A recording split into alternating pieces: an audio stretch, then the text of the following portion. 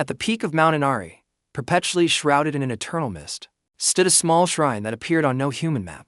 There lived a mysterious teacher named Lady Hikari, a woman with eyes far too sharp and golden for a mere mortal. Beneath her magnificent white silk kimonos, Hikari was actually a Kitsune, a nine-tailed fox spirit who had lived for over 1,000 years. Her only student was an orphan named Kato, whom Hikari had found unconscious in the middle of a blizzard a decade ago.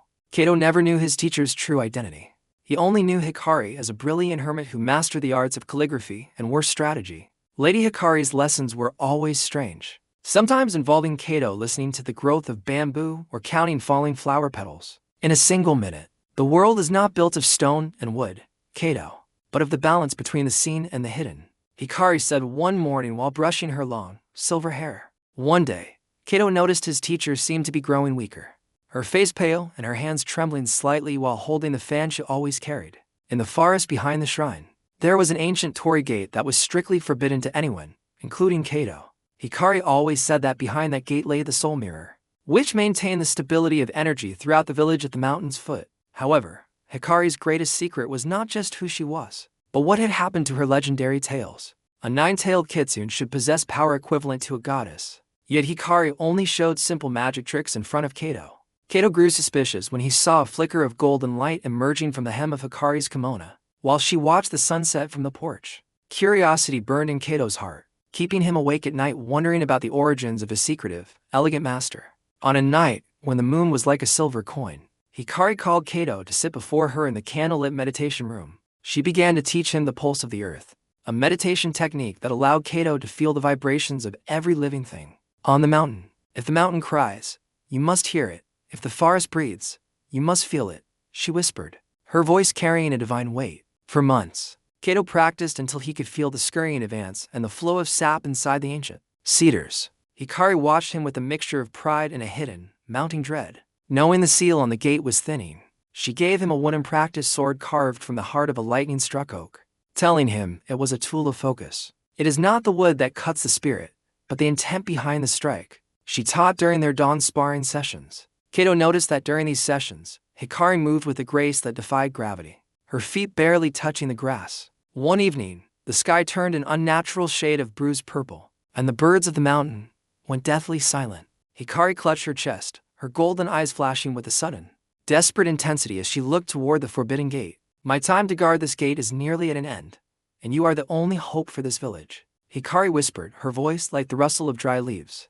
Hikari then began to tell the legend of the fox mother who gave her tails away one by one to protect humans from disaster.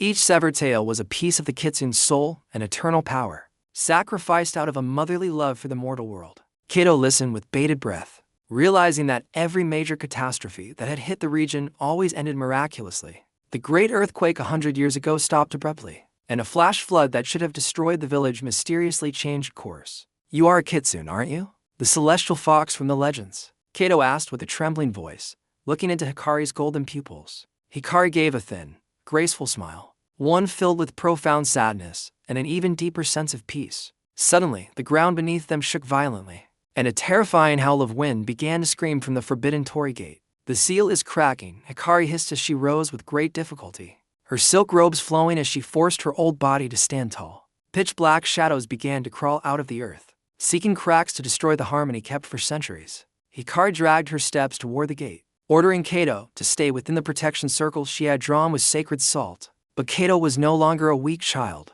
He took his wooden practice sword and followed his teacher into the storm of mist. Behind the torii gate, the scenery transformed into a strange dimension where the sky was dark purple, and the ground was made of cracked glass. In the center stood a faceless monster made of pure hatred, known as the Kitsune. Its form shifting like black smoke, the demon let out a roar that shattered the glass-like ground, sending shards flying like knives toward the pair. Hikari cast off her outer robe, revealing her back covered in shimmering scars shaped like the bases of the missing tails. Only one tail remained attached to Hikari's body, a majestic golden tail that glowed with a rapidly fading light. 8 tails I have given for this village, and this last one is my life, Hikari murmured, raising her hand to weave a final spell. The Kitsune laughed, a sound like metal grinding on metal, and launched sharp shadow strikes toward the aging foxwoman. With her remaining strength, Hikari created a shield of light, but the shadows were too strong and began to crack her defense. Kato ran forward, slashing away smaller shadows trying to approach his teacher from behind with incredible courage. "Go back, Kato. This is not a burden for a human to carry," Hikari shouted, but Kato ignored the command. Kato realized that all this time, Hikari hadn't just been teaching him calligraphy, but training his instincts to feel dark energy. "You taught me to protect the balance, Lady Hikari. Now, is the time for me to be your shield," Kato cried. He felt the pulse of the earth beneath the glass floor, finding the rhythm of the demon's movements.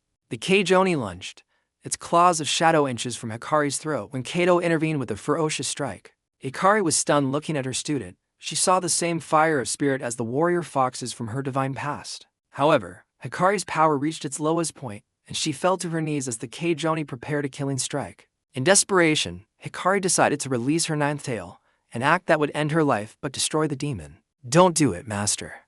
There must be another way without you leaving me." Kato held Hikari's glowing hand. Suddenly, the light from Hikari's ninth tail traveled into Kato's body, illuminating his wooden sword until it turned into pure light. Hikari realized that the deepest secret of her power was not in the sacrifice of life, but in the inheritance of spirit. The ninth tail did not have to be severed. It could be lent to someone with a pure heart and iron will. With perfect synchronization, Hikari provided spiritual guidance while Kato became the vanguard of their physical attack. Kato lunged at the Kitsune, his movements no longer human, but agile and unpredictable like a fox in the hunt. His sword of light sliced through the darkness, creating golden cracks across the faceless monster's body. Hikari channeled the last of her divinity into Kato's strike, her own body glowing with a soft, ethereal aura. Light exploded in the center of the glass dimension, blinding everything for seconds that felt like eternity. When the light dimmed, the Kitsune had vanished, and the dimension slowly returned to the quiet shrine forest. Hikari lay weak on the grass. Her golden tail was now completely gone, leaving her a mortal woman without magic. Kato rushed to his teacher's side, his eyes tearing up at the sight of Hikari looking so fragile under the moonlight. "My secret is fully revealed now, Kato," Hikari whispered, her face still possessing a haunting, mortal beauty. "You are not just a teacher. You are the guardian mother of this land," Kato replied, cradling her head. Hikari chuckled softly. "History is not important to a fox. What matters is seeing the village peaceful tomorrow morning." Miraculously, despite losing her last tail, Hikari did not die. She merely lost her immortality and became a fully mortal human. This was a gift from nature to a spirit who had given everything for others, without expecting anything in return. Kato helped Hikari walk back to the shrine, realizing his role had now changed from student to protector. The next morning, the village below the mountain woke up feeling refreshed, as if a heavy burden had been lifted. The villagers never knew that up on the mountain, a divine lady had just lost her divinity for them. Hikari began teaching Kato how to tend the shrine and understand the language of the wind.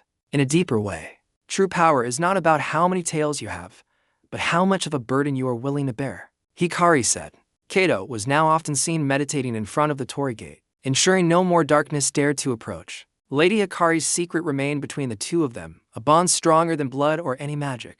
Years passed, and Hikari lived out her remaining days as a human in great happiness, enjoying afternoon tea with Kato. She no longer missed her lost power, for she saw that power blooming within Kato. Kato grew into a wise man, respected by the villagers for his calmness and sharp advice. Though he lacked foxtails, the aura of leadership and protection he radiated was much like Hikari in her prime. One day, Hikari called Kato and handed him a small golden foxtail pendant. "This is the symbol of our promise to this mountain. Wear it and never let your heart grow cold," Hikari advised. That night, Hikari passed away peacefully in her sleep, with a smile on her face signifying perfect peace. Kato buried his teacher under the large banyan tree, where Hikari often told stories of the past. As the last bit of earth covered the grave, 9 tails of light emerged and flew toward the sky, forming a new constellation. Kato realized that Hikari was not truly gone. Her soul had become part of the spiritual protection of the entire island. Now, it was Kato who sat on the shrine porch, waiting for any new student sent by destiny to learn from him. He often spoke to the wind about the 9-tailed fox who disguised herself as a strict but loving teacher. The legend of the Kitsune of Mount Inari shifted from tales of scary monsters to stories of self-sacrificing menors. Kato's loyalty to his teacher's message kept the shrine standing firm, even as the storms of time raged on. Sometimes, in the silent night, Kato could still hear the light pitter-patter of fox feet on the shrine roof. It was a reminder that protection does not always come as a sword. Sometimes it comes as a woman's patience. Kitsune, the secret of Lady Hikari, was no longer just a secret, but a philosophy of giving without asking back. Every stroke of his brush contained the spirit of the 9 tails that sacrificed themselves for human peace. That is the essence of true service, being the root that supports the tree, without needing to show itself above ground. Lady Hikari's greatest lesson was that everyone has their own tales of power to help others. Never underestimate a small act of kindness, for in the right hands, it can become a weapon against the thickest darkness. Don't forget to comment, click like, share this story, and subscribe to the Storycraft Studio channel for more legendary scripts.